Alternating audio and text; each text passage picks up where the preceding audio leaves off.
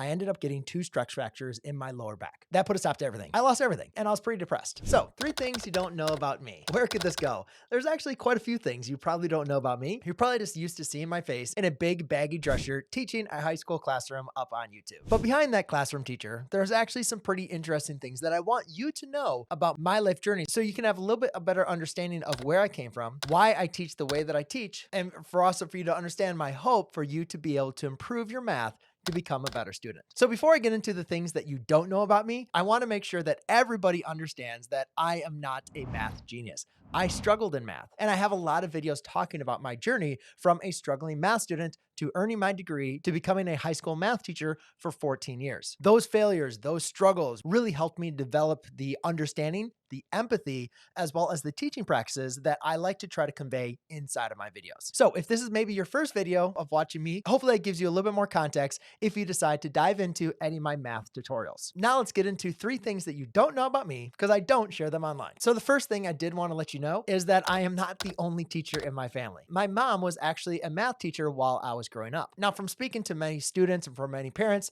they feel like that would be a blessing. Like, how awesome would it be to have your own mom as a math teacher so you could have instant help? But unfortunately, as I talk about my struggles with math, my mom was not there for the rescue. To make things sound even better, she actually taught out of the exact same curriculum that I was taking when I was in high school. It was at a different school, but still I had access to the teacher's edition. I could basically ask her any question that I ever needed, but me being the person that I am, actually took this opportunity and rejected it. It was basically like whatever my mom could do to help me out, I was going to avoid it. I did not want anything to do with it. I think a lot of that was just being a typical teenager, just kind of wanting to reject anything that you feel like you're being forced into. But there are some really, really important lessons that I take away from actually having my mom as a math teacher. One, I didn't take advantage of it, obviously. But the second thing was my mom didn't take advantage of the situation either. She allowed me to struggle. And now looking at myself as a teacher and now also as a father, I can only probably imagine what was going through her mind as her son was getting D's in pre-calculus. Like, you almost want to feel like you have to take control and like you need to be learning this math. But she kind of let me figure things out on my own. And I think that is a really, really important life lesson because obviously having that ability to own your own struggles and then to be able to figure out how to overcome them is crucially important. And so many students want to either deflect the blame or they don't want to own their own struggles. They want somebody in to save them. They want their parent to be a math teacher so they could have instant free help all the time. But I really do believe my mom allowing me to have those struggles and figure things out on my own really helped me develop becoming a math teacher, even though it might not have been the most traditional route. I'm not going to lie. My mom did try to push me. She was always kind of there to help me out and push me and made sure that I understood that grades were very, very important. But I often don't like to speak about it because I feel like so many students use anything that I have accomplished, earning my degree or struggling in math, as like a crutch because my mom was always there, which was exactly just not the case. The second thing I don't talk a lot about on my channel is actually my minor. And the reason why I don't talk about my minor is because why would you talk about it? I had to get a minor to become a teacher, but I've done nothing about it. But I think the story of actually achieving my minor is very relatable for a lot of students. So when I decided I wanted to become a math teacher, for my teacher certification, I had to have a major and a minor that I could teach. So obviously mathematics was my major, and then I had to be able to decide what was going to be my minor. And at that point, I had absolutely no idea. I was thoroughly confused. I didn't know what else I would like besides mathematics. See, when I was in high school, I wasn't great at mathematics, but I just kind of had this little likeness for it. And that was really about it. All the other classes, there was no other class that I really excelled in or really actually enjoyed. I was not a very strong student. I got decent grades. I was in the National Honor Society, but I was not an overachiever, right? I struggled with my math and I was just decent in my other classes. So this whole idea of picking a minor was really hard for me. So I did what I think most students kind of do is I just said, well, let's just go ahead and pick something and go with it. And we can always change your minor later. So what did I pick? I picked physics because you're like, oh, well, physics has math and you like math. So let's go and give it a shot. Well, it didn't take me very long to realize that I actually did not like physics. I actually didn't really like the application. When everybody's like, how are you going to use this in real life? And like, how can I relate to this? Physics actually answers that question, but it was not something actually I enjoyed at all. And physics was actually very hard for me. I didn't enjoy it and also struggled with it, just like I struggled with math in the beginning. So therefore I was spending a lot of my time trying to study for physics as well as doing my math degree. And I realized physics was not the minor for me. There are some really, really strong math students that physics and math would have been perfect for, but I was not that student. So I needed to find something else. So what did I do? Well, I kind of listened around what other students were talking about, and I decided on communications because as a teacher, you have to be able to communicate.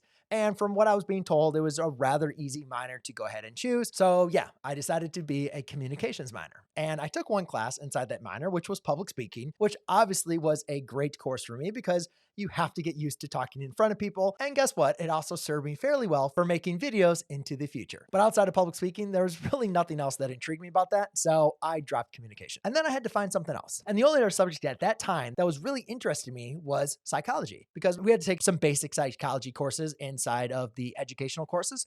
And I liked it. I enjoyed it. I thought it was really interesting to understand why people think and do what they do. So I took a couple psychology courses and they were really interesting, but they're also very scientific and I don't know, I guess stuffy in my kind of case, where it was interesting, but I didn't really care for much as the content as the actual like real world application of how psychology is used in the real world. So I was kind of at a loss. And I feel like that's where a lot of students are, especially when they're trying to decide where to go to college. What should I become? What do I need to do in my real life? I didn't know what else to kind of do. Even at that point, I wasn't even 100% sure if I wanted to become a math teacher. So here I am, barely understand if I want to become a math teacher, and I could not figure out anything else that I found. And then I had one more elective course to take, and I just literally randomly decided to take a small government course. And I can say to this day, that was the first class that I ever got truly excited to show up early, stay late, and completely pay attention throughout the whole course. I was memorized throughout the course.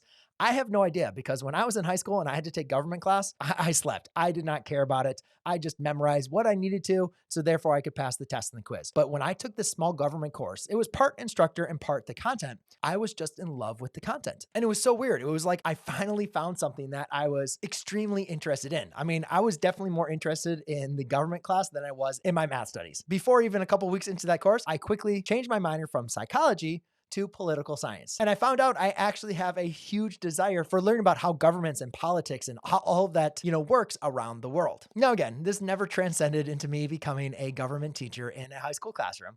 But if I wanted to go and take the certification test, that could be something I could eventually do. But obviously there's a big need for math teachers, and I really do enjoy teaching math. I think I'm going to stay in my own lane and continue with mathematics. But the purpose of me wanting to tell you this is if you kind of feel stuck that you don't know what to do, just keep trying things. A lot of things that you're going to try are not going to pan out. A lot of things that you're going to try are going to come around. Like I said, I hated government, absolutely hated government when I was in high school. And then guess what? I have a political science minor because I probably just needed to learn the information in a different context at a different time. And that is when it all clicked. So stay with it. Now, the third thing you probably don't know about me, I have mentioned a couple times in before on my live streams, but most students don't really know why exactly I became a teacher.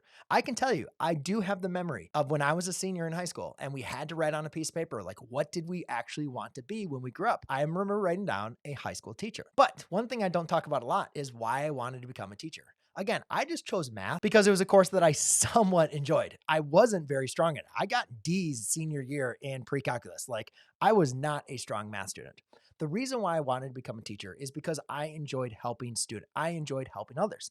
And you might be wondering, well, what were you doing to help others? It was sports, really. That is where I learned to be able to help and lead and see students be successful. So I basically played sports my whole life. And I'm not the biggest, the fastest, or the strongest, but I was constantly in sports. Just like how I consistently make math videos every single day, I was playing sports every single day. Like, I would practice at night. I would wake up before school. I would go into school early and I would hit balls off a tee. Like, I was uber focused on being successful in sports. In high school, I played football, wrestling, and baseball. All this hyper focus, all this intense obsession of constantly trying to do my best in all of the sports eventually came to head in my junior year. And what happened my junior year was I was working construction. So I'd work roughly around 10 to 12-hour days working in the hot sun with the shovel, like doing manual construction. I was also playing on a travel summer league baseball team. So we'd have practice a couple times a week. And then obviously on the weekends, I'd be traveling.